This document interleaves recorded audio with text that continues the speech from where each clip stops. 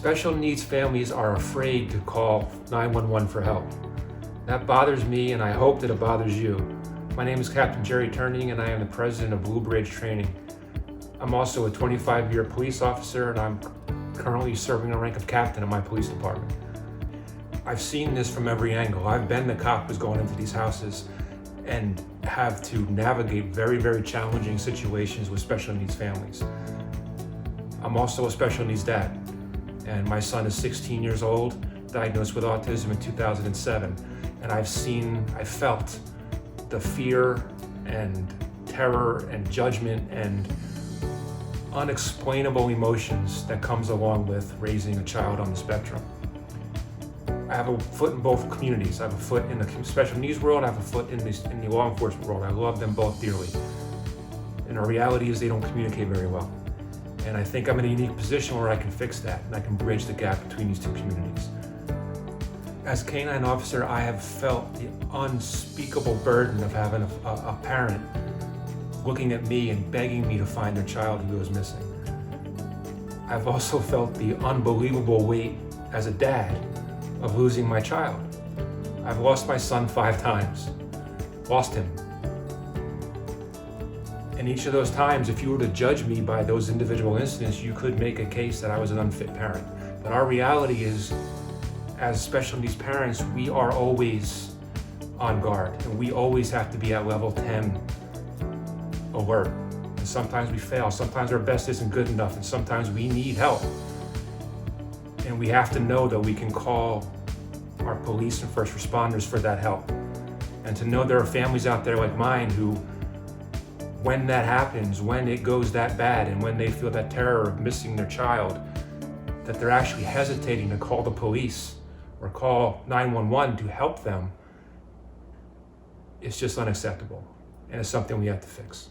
My son was diagnosed in 2007. When he was diagnosed, it really took me a long time to process it and understand what autism was. I didn't handle it well, and I internalized a lot of the anger and fear and emotions that a lot of our families have to deal with when we're faced with the diagnosis. To handle that, what I did is I started writing. I started writing about my struggles and my fears and my concerns about raising a son with special needs. And I never realized that it would actually be read by anybody. And then when it started getting read, people started following what I was saying, and it resonated with a lot of people around the world. As my following grew and people started to continue to read what I was writing, eventually I shared that I was also a police officer. And when I shared that I was a police officer, I was hit with a brand new set of questions and concerns and fears that a lot of people around the world, a lot of families just like mine, were feeling and expressing to me. And it really shook me, because it opened up my mind that families out there are actually hesitating and afraid to dial 911 in an emergency with their loved one. It took me a while to realize what that meant until I did some soul searching, and then I kind of, in a moment of honesty with myself, realized I'm afraid too. And when I ask families why they're afraid, why they hesitate, why they are so nervous to call for help in an emergency, they tell me one of 2 things.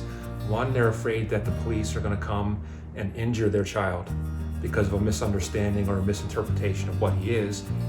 And 2, they're afraid we're going to come and judge them as family, as parents, and take away their child and judge them as unfit, or judge the surroundings that they're going to go in as a first responder and see.